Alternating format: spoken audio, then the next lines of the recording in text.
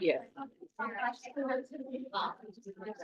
I call the meeting to order. Please rise and pledge allegiance. I pledge allegiance to the flag of the United States of America, to the republic which stands one nation under God, indivisible, with liberty and justice for all. Having the sunshine law, the borough of comply to notice provision of the sunshine law by adopting prior to January 10th of this year, a resolution describing the dates, time, and locations of all regular meetings. This meeting is one of the meetings listed in such resolution, and copies of the resolution were by January 10th filed with the borough. I need a motion to approve the following reports: zoning, court, and tax collector. Move to accept.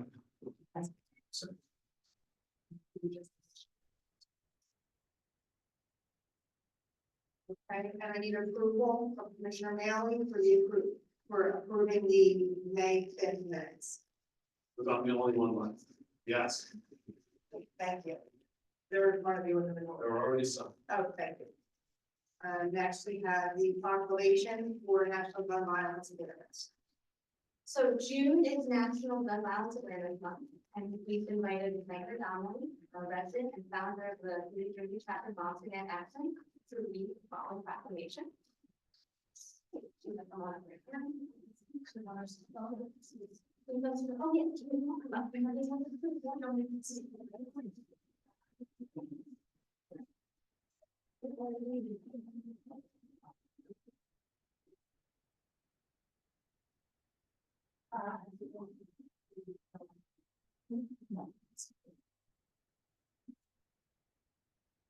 This proclamation declares the first Friday in June to be National Gun Violence Awareness Day in the borough of Collinswood, to honor and remember all victims and survivors of gun violence, and to reaffirm our commitment to ending this public health crisis.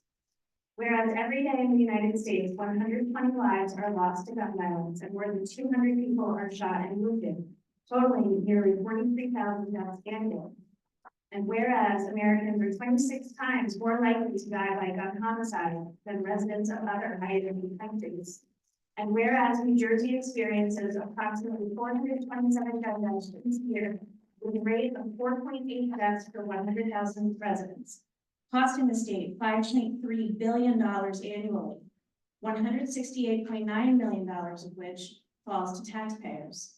And whereas gun violence disproportionately affects cities, with over half of all firearm-related deaths occurring in just 127 urban areas.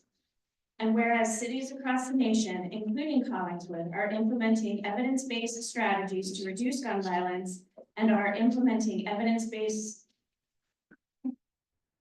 And whereas National Gun Violence Awareness Day was inspired by the life of Hydea Pendleton, a 15-year-old who was tragically killed in 2013.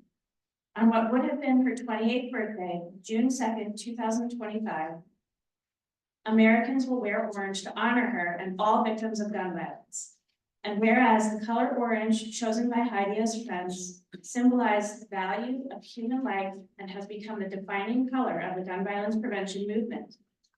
And whereas by wearing orange on Friday, June 6th, 2025, residents of Collinswood and people across the country will raise awareness, support survivors, and commit to ending gun violence. Now therefore be resolved that I, Mayor Daniela Solano Ward of the Borough of Collinswood, do hereby declare Friday, June 6th, 2025 as National Gun Violence Awareness Day. I encourage all citizens to wear orange, support local efforts to prevent gun violence, and honor the lives lost by committing to a safer future.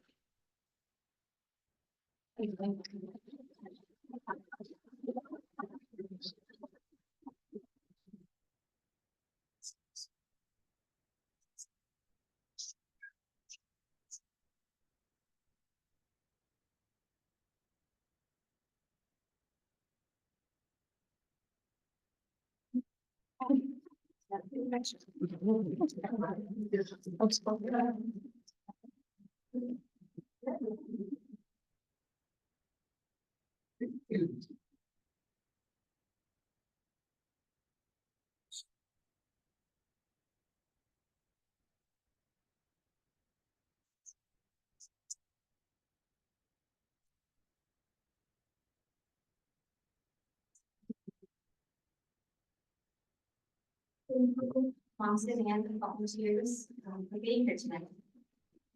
Before we launch into ordinances, I'd like to welcome any first-time attendees of the commission meeting, whether in person or online, and just introduce everybody to the table. So we're going to call them who are for Rowland, the mayor, and all the left is Bernardi, our girls. And I'm your mayor, also.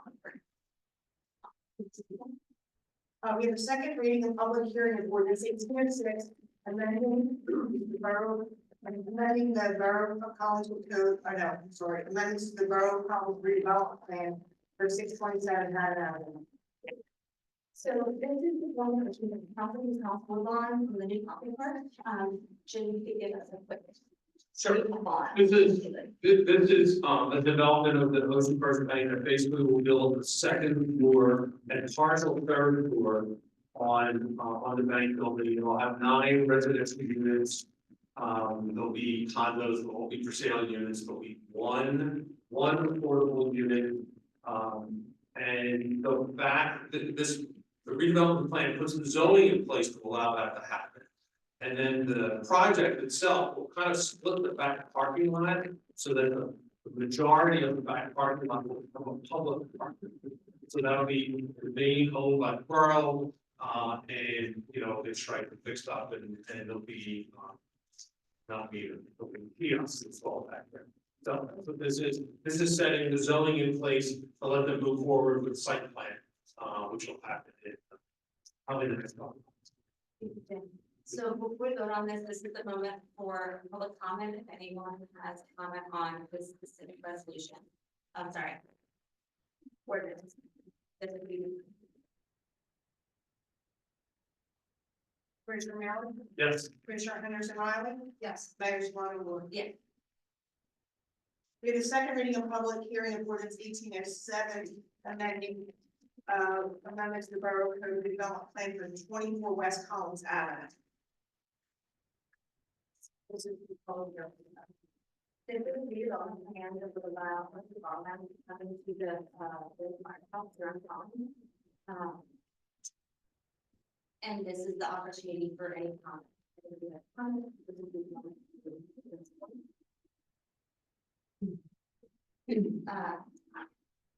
Yes, if you can, please come back.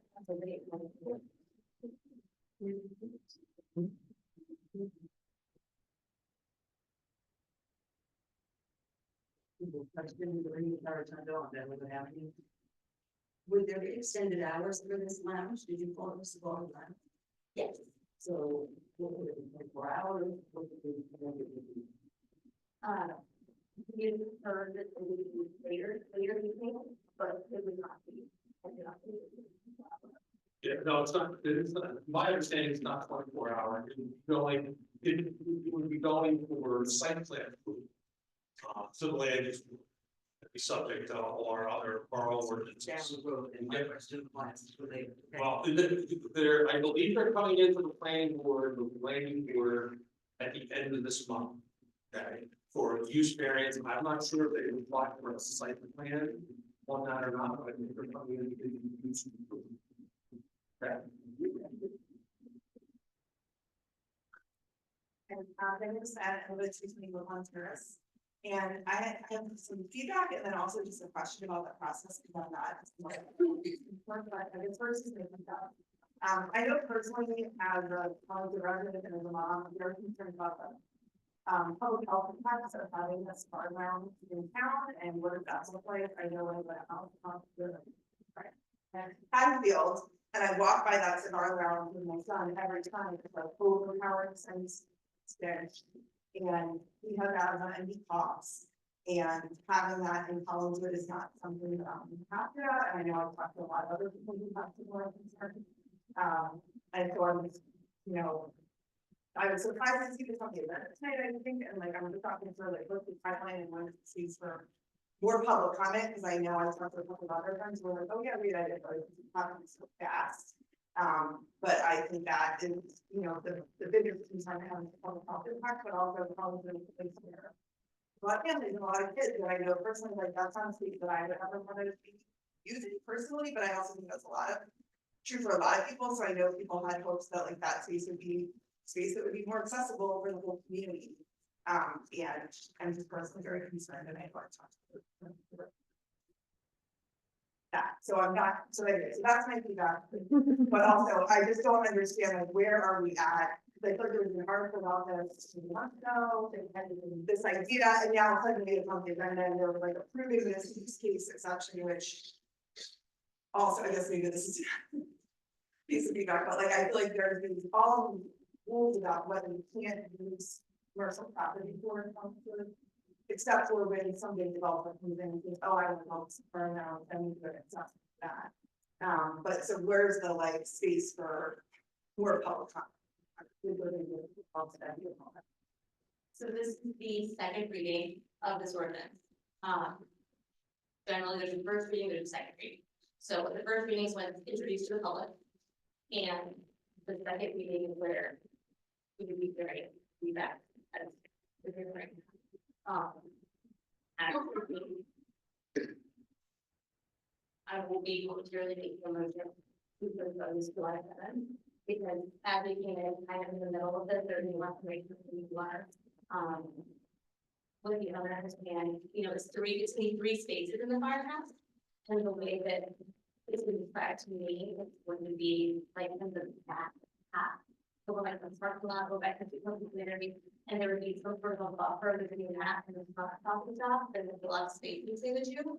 And the outdoor smoking would be in separate back area, there would be office. I believe so. So these are things that have not been able to make clear by the state, which is why I'm going to make a motion to supply that. So we can do further investigation and make sure that further. Oh yeah, it's that we have and it's 221 March.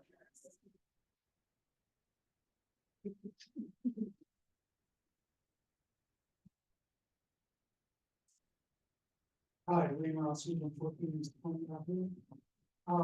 Yeah, I also have concerns. I think that particularly, having looked into the question, cigar lounges seem to be like a pushback against laws in most states that are very popular and have won very well.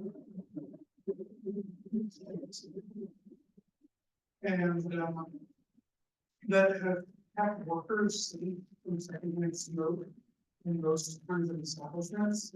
And personally, I think that that's a serious risk. As a public health question, that making more and generally, I think, these are the best paying jobs. Asking people to take on secondhand smoke as part of their livelihoods seems wrong to me, honestly, and making this sort of compound as a public health and worker safety market. So I feel it's not that this is the kind of thing that we should be making exceptions to. So I wanted to.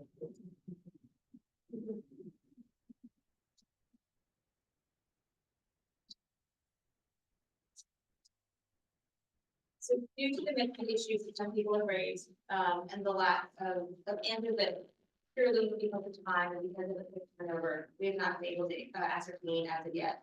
I make a motion to table the vote until the July 7th meeting.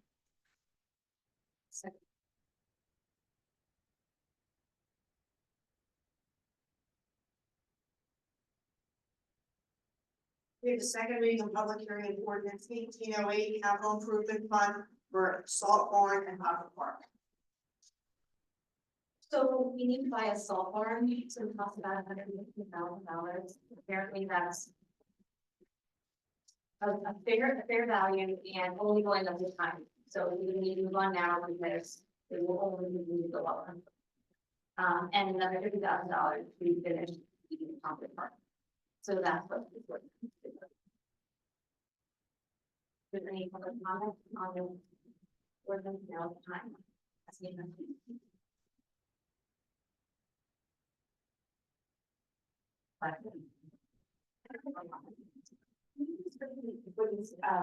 Items that were, Salt barn. Yeah, so it's like just keep the salt that we use when it snows and. In the old days, we used that smell. Okay. It's a state requirement and there's fines that come if you're salt not. Where are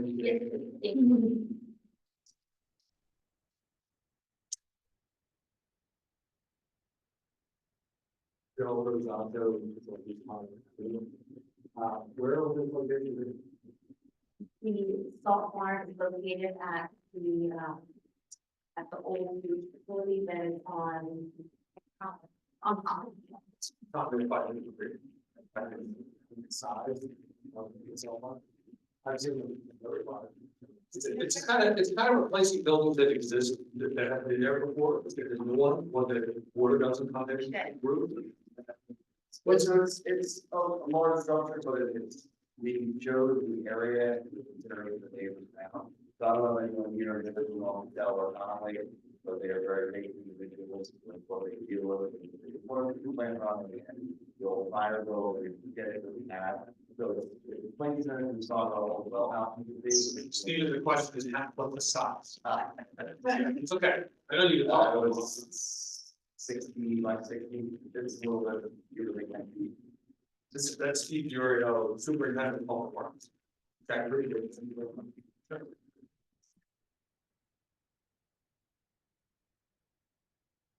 Commissioner Manley, Yes. Commissioner Henderson Riley. Yeah. Mayor Swanton. We have the first reading of ordinance 1809, new utility improvement ordinance for water inlets and sewer repair. So there's a number of water inlets along Lincoln Avenue, intersection with Lowell Ave that need to be replaced. And this is a project that had gone out to bid and came in over bid.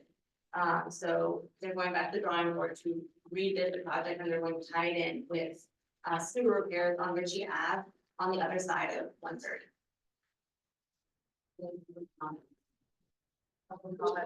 Sorry, no problem. Sorry, apologies. So the public comments are for the second reading, which will be on July 7th for this one. I just want to know where we know more information about it. The full agenda. Tim's the Chester. Carl and Jim, right there. I'll give you all the details. All right, but also just a request, please speak louder, so. Oh, yes. And the full agenda is online, where you can read all the language in the ordinance, and it's at the same page, we can find the link. This meeting is the agenda. Oh, sorry, I need to be able to. Yes, the full agenda, so you can find the full ordinance and the ordinance number. And the 3 pages of what's in the ordinance are online. You can find that. Right now, yes. Okay, thank you. Oh, and there's also, there's a full packet left in the back if you want to see it right now.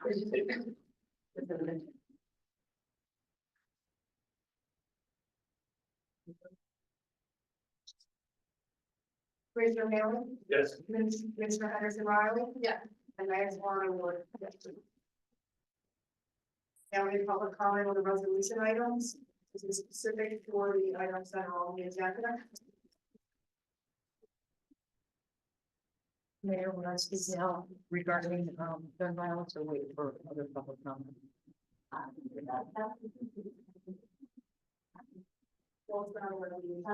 would say there's gonna be a second opportunity for public comment at the end of the resolution, and then it'll be your turn. Thank you. Thank you.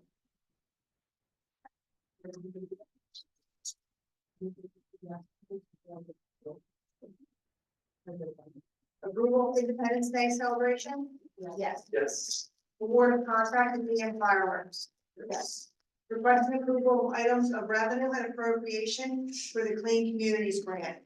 Yes. Approval of grant application to NJDOT for the McGill Avenue Phase 2 project? Yes.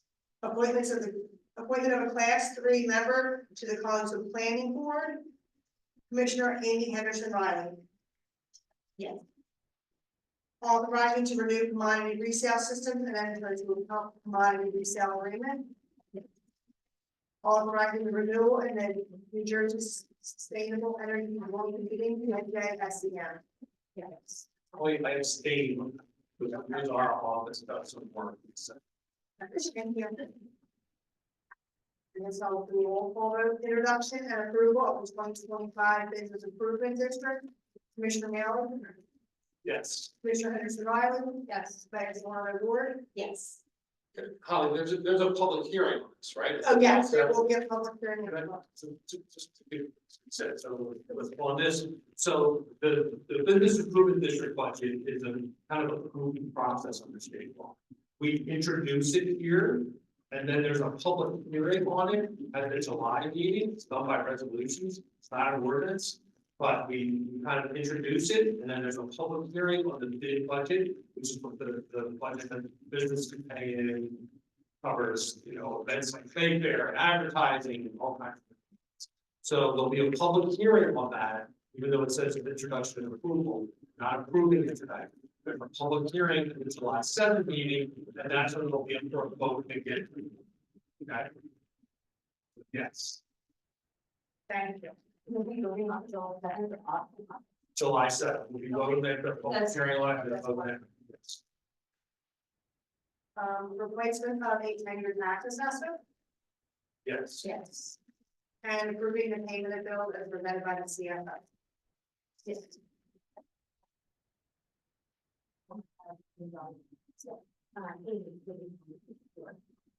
Sure, I just have a few things. The first is that, due to this role, I, am resigning from the Health Services Advisory Board effective immediately, if there's a vacancy.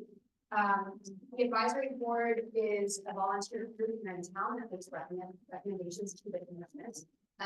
We're interested in hearing from folks who may be interested. It's a 3-year term. There are quarterly meetings.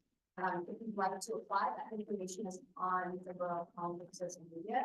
The deadline is July 8th. So anyone is welcome to apply, and we'll pass on that information to the Health Services Advisory Board.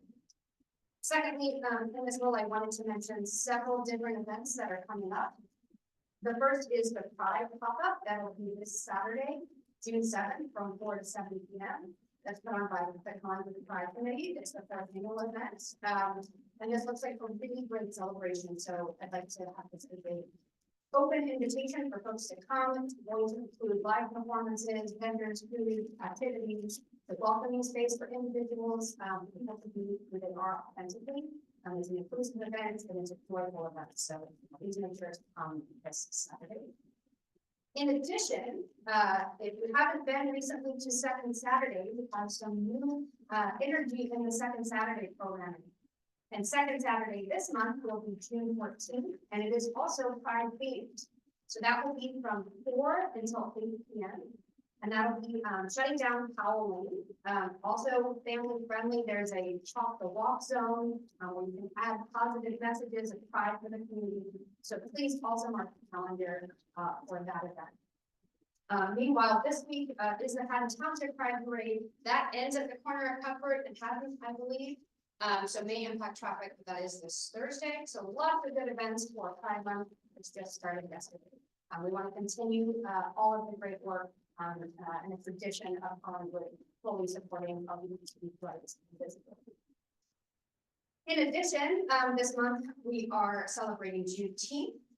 The first event is a community movie night, and that will be put on in partnership between the borough and the library. This will be a community film screening of the movie The Hate U Give, which is based on the novel by Ian Thomas. This is a event that's open for families, and families are encouraged to come. The movie is rated PG-13, but there will be popcorn and drinks provided. And that's Thursday, June 19th at 6 p.m. at the library. And then the final event I wanted to mention is the Unity and the Community Team Celebration. And this should be a wonderful event. It's on Sunday, June 22nd from 11 to 2. This will honor the rich history, culture, and creativity of the Black community. And it's going to include live performances by Teacher Chandler, Clinton Lewis, the Costa Arts Universal Dance and Drum Ensemble, and our favorite, the South Jersey 40 Plus Double Duck Club. DJ Pitt will be spinning music. There's going to be line dancing, student readings, Black-owned vendor and arts market, mocktail bar, crafts, et cetera, et cetera. So this is in addition to the library event, another wonderful opportunity for a community event celebrating community, commemorating the end of slavery and promoting unity in our community. So a wonderful opportunity this month for many events to celebrate. And that's going to be on urban. That's the second. And then finally, I just wanted to tell a small anecdote. I was at the pool yesterday. It was the first day at the pool. There were a few people there. It was very cold. Children were there. It was entirely too cold. But I met someone there, and who I'd never met before. They congratulated me on this, and said thanks. And I said, "How do you want to get involved in town?" And they kind of looked at me, kind of. They said, "What do you mean?" And I said, "Well, this isn't about me. This is about the town." They said, "Well, nobody's ever asked me before." And so I wanted to take just this moment to say, this is your invitation for community participation. I've just listed several events that are happening. If you want to get involved, please be in touch. If you are feeling disconnected or disillusioned, the antidote is connection. So contact us. There are a million ways to get involved in the community. So I'm hopeful if you're away in a month or two, there's things coming up in July. So it was just a funny little conversation of someone saying, "Well, nobody's ever invited me." You're invited. Everyone's invited. Please participate. Thank you. Jim. Thanks, Mary. Just a couple of things. One, about 10 days ago, we had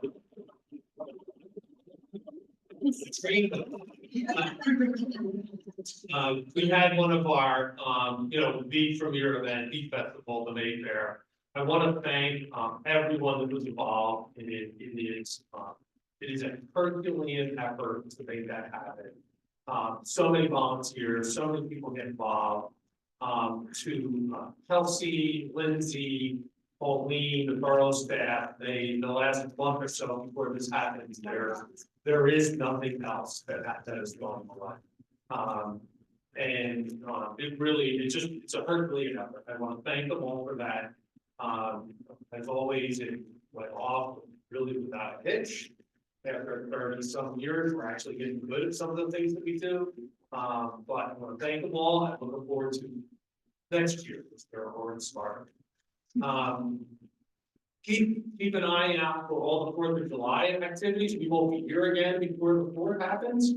I want to make sure you be aware of everything going on. Hopefully it's not 60 degrees that day, so there'll be a lot going on in the pool, a lot happening everywhere in town, fireworks and everything that night. So keep an eye out for all that. And the last one is just simply I talked a little bit about Ocean First, but the Presbyterian Church on Fern, construction is going hot and heavy there. So we're hopeful that we get something that they keep on their timeline by the end of this year, springtime next year. We've got some new housing units available. Be really helpful. That's all I have. Thanks.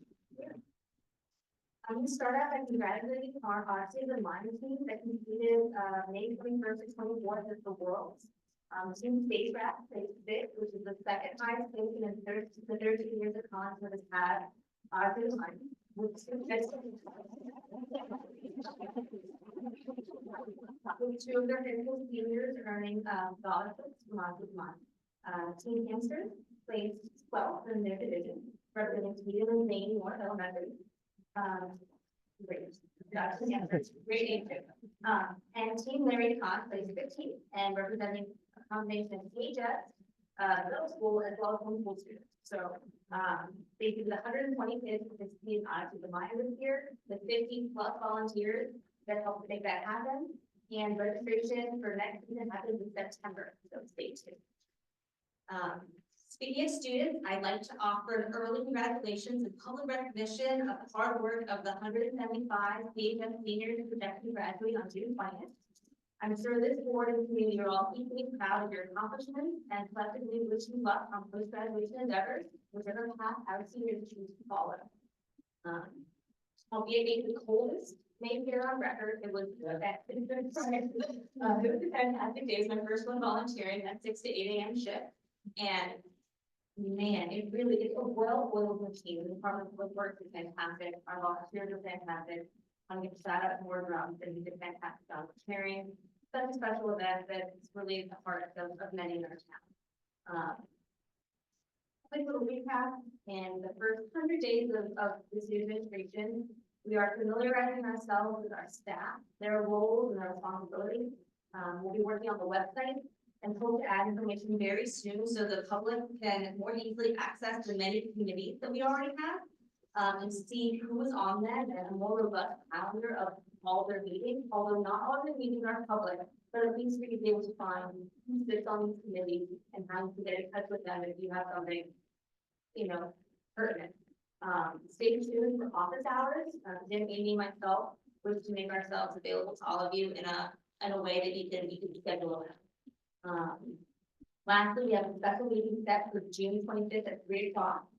And our next regularly scheduled meeting is July 7th at 7 o'clock right here in the Senior Center. I talked long enough, and now it's time for open public comment on anything, resolutions. If you could just please use the mic so everyone can hear your comments. Thank you. I just wanted to mention, can you give your name and address, please? Thank you so much. Jerry Rock, 740 Meadow Ave. I just wanted to mention one more event in June that somehow got missed. It's by the Collinswood Civic Collective, June 28th, the Home and Garden Tour. It's a really fun event. You get to see inside people's houses and how they've decorated and some fantastic gardens, so don't forget about that. Thank you so much for bringing that up. Yes. June 28th, the Home and Garden Tour. Mayor, Commissioners, my name is Leslie Kirsch. New Jersey. And I am in the county of This is a national group of volunteers. We have 2 programs, and I have left the new mayor and there's a bunch of paperwork to bring me up to speed on things, but I also have some information about possibly it may be relevant if we're talking about the Pride Festival and the Pride Parade, the rate of activity and such towards our local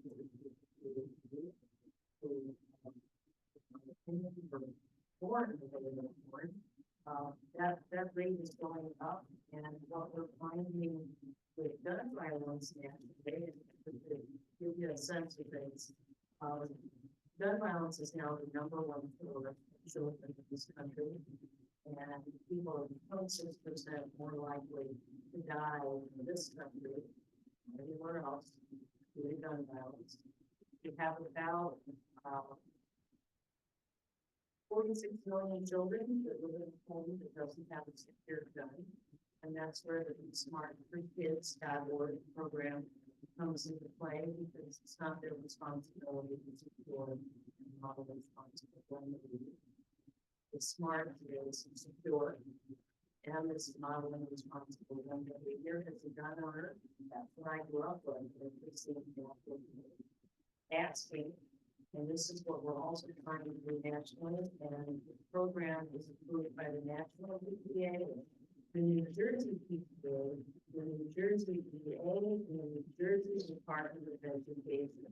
So if you want to step up and ask the Board of Education to post this eSmartForKids.org on their website, and like Audubon and other towns we have that website along with one thing that we do.org, which is relevant to New Jersey's 2019 Extreme Risk Protective Order.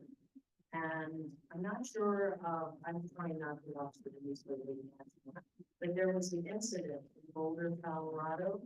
And one of the reasons that individual wasn't able to purchase an AR-15, which is normally the weapon of choice in these mass shootings, which the FBI defines as 3 or more people that are intentionally killed.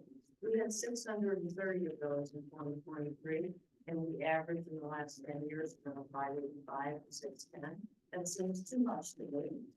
And so, just briefly, because I know my time is short, the Extreme Risk Protective Order for anyone who's a gun owner like me, they might wonder about, well, what about my Second Amendment?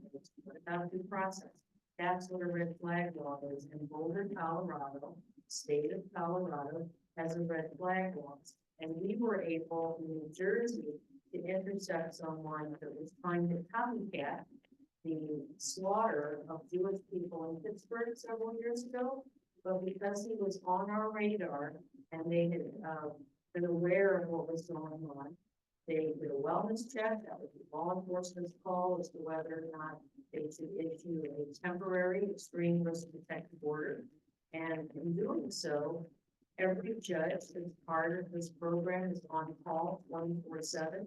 So the police chief makes the determination with their experience. The temporary extreme risk protective order is issued.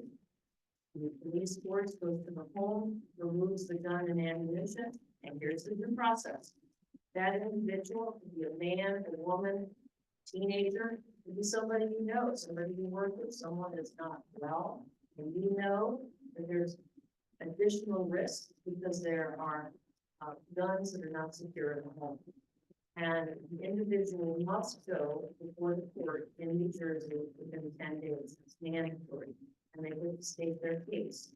And for those who think, oh my God, you know, my wife is harassing me or this or that, I think law enforcement is experienced enough in every state to be able to determine whether it's domestic violence or some kind of harassment. And frankly, if we had, you know, 1,000 of those a year, it would save a lot of lives anyway. And so that's a problem.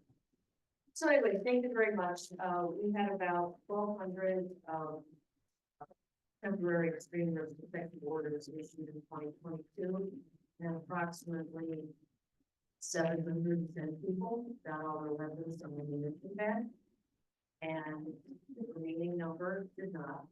And when I talk to law enforcement, they often look at me strangely, and I think perhaps I misspoke. And they said no, they think that number for the final extreme risk protective order should be higher.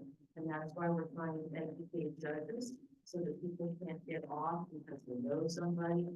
This is a very serious issue in our country. It's affecting our economy. That $5.3 billion quote, that's not correct. It's 5.8 billion.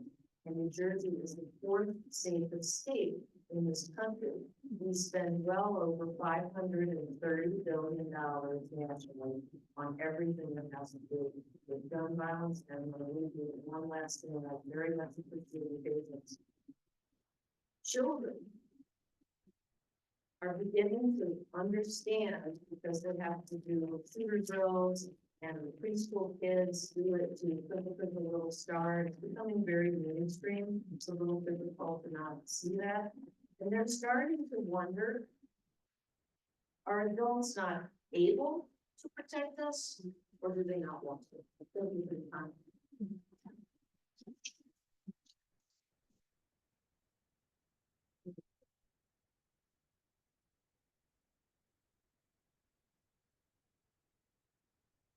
Around 743 Maple Terrace.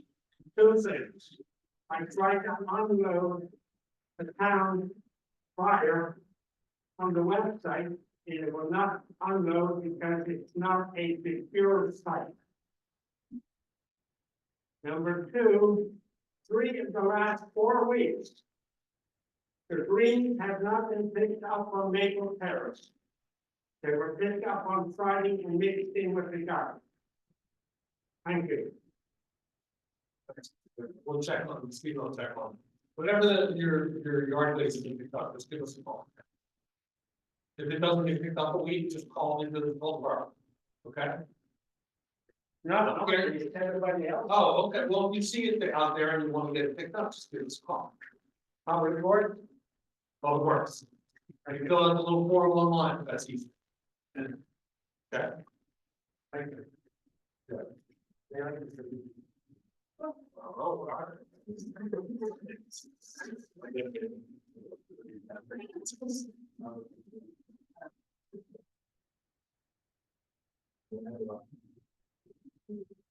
Bill Rosato, as well,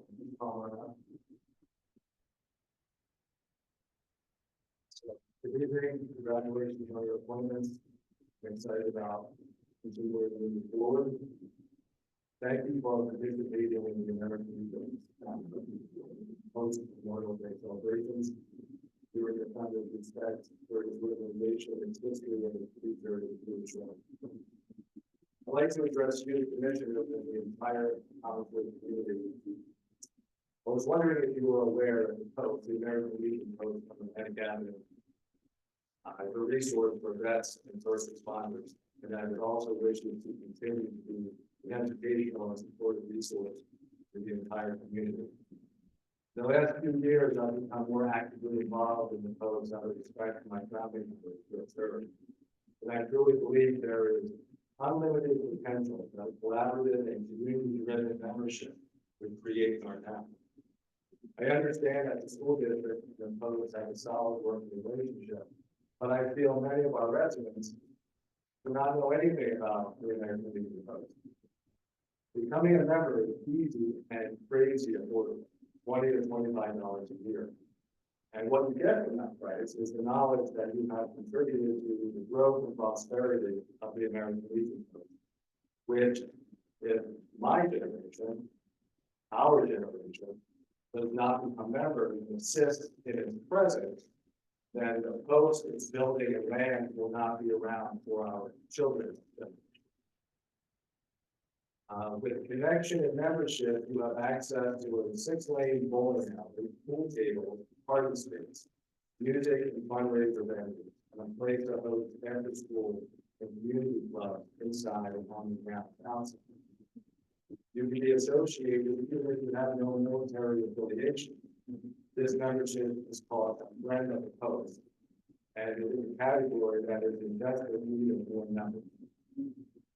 Though the post is not a community center per se, we have unlimited potential for a plethora of community events. But the fact remains, the post is fading out. Without Collinswood's community spirit, the post will be history. Our post is in desperate need, and I'm doing my part to resurrect it, but I cannot do it alone. And the elderly members cannot do it alone. If you can lend a hand in anything productive,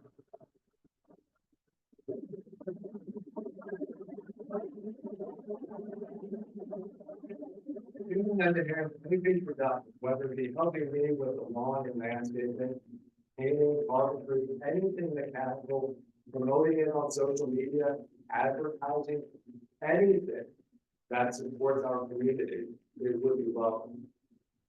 If you'd like to learn more and have an interest, please contact me via Facebook, call, text, stop by my house. I have more papers and I can distribute them out if you're interested, but I'm very passionate about the underdog. And I truly believe that the American Legion Post is the underdog. It's a space, if you don't know, that has unlimited potential for this community. And many of us, I am guaranteeing you, many of us sitting here right now have no idea that it exists. Have no idea that it exists, what happens inside of it, who runs the place. It is, it's a gold mine. It's a gold mine for this town. And it's sitting, waiting to be resurrected, waiting. I cannot do it alone. The average age is probably 70+. They cannot do it. We're at a spot now in Chelmsford, I feel like this is the time. $20 to $25 a year, not a month, a year. I like mowing lawns and taking care of gardens. That's my job. That's what I do. I'm a teacher during the day, however, on the weekends and during the week I'm over here. Everyone in this room has a passion. I walked up to the post and I said, you know, I can take care of the lawn. I can do that. So that's what I do. You walk into this place and say, hey, I can. Okay. Not okay. Hey, let's do it. Oh, walk down to the basement and see a 6-lane bowling alley, 4 lanes that are working. Hey, you know, I like the team go around. Check this out. Unlimited potential. It's sitting right there waiting for it. And if we do not, I don't want to use the term take care, if we do not help, then the post elders who will not be around for very much longer, forever. When they're gone, it's gone. It's gone. That building will be gone. And you can have all the imagination of what's going to go there. But it won't be supposed. And that has a lot of history in this town. So, Joe, can I just check a couple of things? One is we'll be in touch with you about working at the public buildings, the bank, or a lot of different activities, and we'll talk to you guys, so reach out. But for membership in the post, write something up for the town property, the town property. Yeah, look at the new page, friend of the post. For membership, write something up how people can talk. And those Okay. are the super comments that they can go, if there's a whole annual, I'm looking at one all. That's wonderful. If you do have interest, if anybody has interest, I'll just leave papers on the bar back there. Please contact me and I can get you in touch with Bob Rossi to run some posts. And you can have a tour, we can have a meet and greet. You can answer a phone question for you. You just want to go forward with it. You just want to go away? Well, I heard that. You operate the bids, but I heard that Collinswood, school district once had a bowling club, or they still have. Oh, we had like, we used to have Friday night, tea nights and stuff there, do a ball. Well, right now, the hours are operation, or whenever Bob Rossi is there. However, in speaking with Bob, he would love it open as much as he can, but he cannot be there every night. And he cannot do it alone. I cannot do it alone. However, if I walk into his office with 10 people, and those 10 people walk in with 5 people, and those 5 people walk in with 3 people, then we have something new. Now we have something going on. But if I just walk in solo, with no one behind me, that place will not be in existence. Well, it just won't. And that's the fact. So I appreciate your time. I appreciate all your time. Thank you.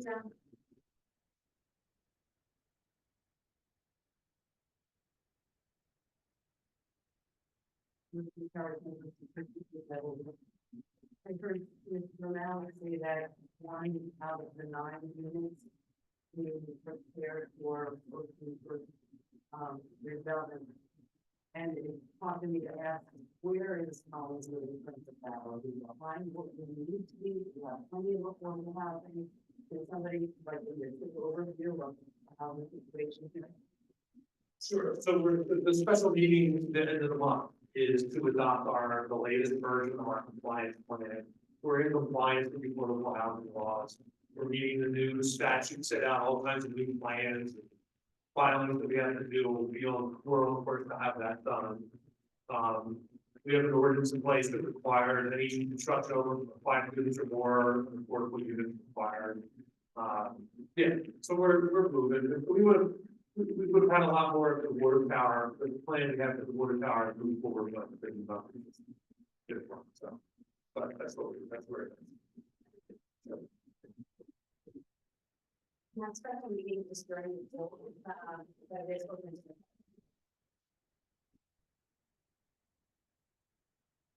And also one quick news on that. So back in 2020,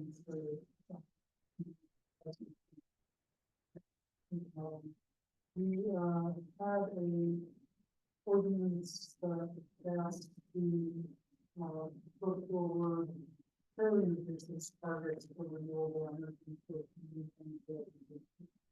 and in 2025, and that still hasn't come to fruition. I understand there are a lot of technical problems, mostly getting an actual energy provider to agree to a plan that would work, where Collins would Collins would basically make a buy-in pool, and everyone would be able to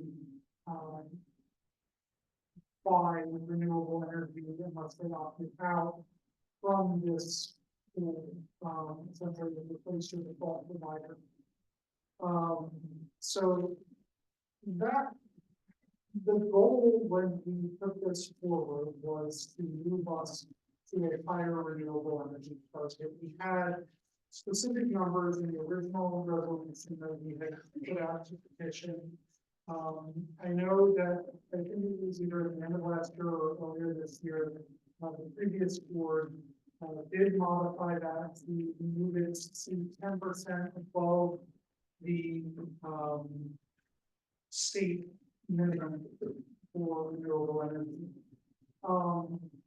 I'd love to see this new board get that working.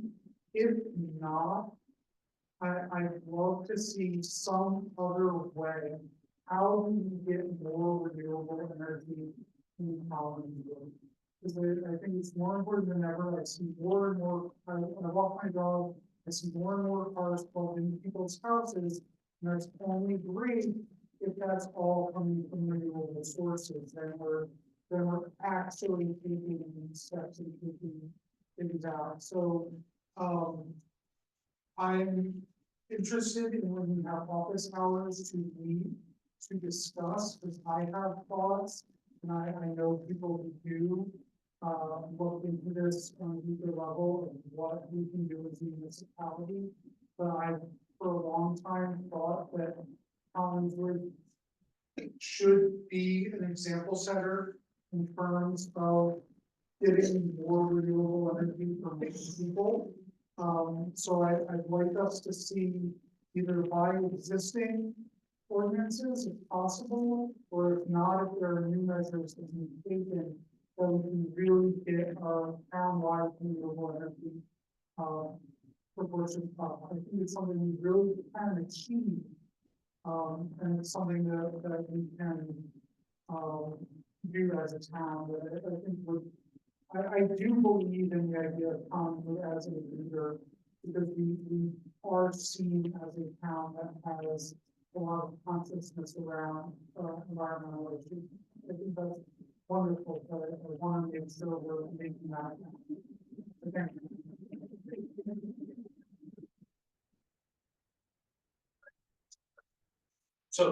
So just a couple things, there's two different programs in community aggregation. One of them has actually been a lot more signups than we ever expected, which is an income qualified community aggregation. So for that, what it does is it offers folks that are within certain income restrictions that they can get more affordable energy at a lower cost. That is being implemented. Cable and Associates are consulted, they do some stuff statewide. That's being implemented because the numbers work, okay? In the marketplace, I mean the numbers by pretty much solar, but the the green energy warfare, because there's a requirement for energy companies to have a certain amount of it that's going to help folks up lower. Okay, so it works, so that's implemented, that's in place, we should be online with that very soon. The second is the more broadly based, which we've had this ordinance in place for 4 or 5 years now. And the difficulty there is that the marketplace is not cooperating in that. Meaning that, and what this is, for anyone that doesn't know, is that the borough would go out and contract for energy services for everyone's residential property, for everyone's property. And you would be enrolled in that, you would get that automatically unless you decided to opt out. We had set it up, I believe it set up that there needed to be a savings. The idea was that energy aggregation would provide some savings to homeowners. And that if you so chose, you could maybe make up that savings in getting some more green energy so that you were paying the same amount. The trouble is the numbers are such that the market is above, we couldn't contract or above what they call the tariff, the BPU tariff, which is what PSEG charges kind of across the board. So the difficulty in the marketplace, and it's not just us, it's all over. I think there's one town in the state that has actually done it. I know the last borough did it, and wish that they didn't because the rates have gone up so high. That they're costing people are paying a lot more money for their. So that there are the two programs. The marketplace has been in trouble for one. It's not, we've been ready to go do it. It's just the conditions aren't right in the market to get a savings that makes it affordable for folks. And anybody today can go, you can go buy your energy and pay, get green energy all you want at home. The way it is right now, it costs a lot more money, but you can do that.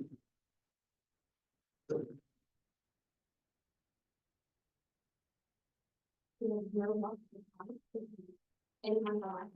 Okay. I'm going to the one. So, thank you.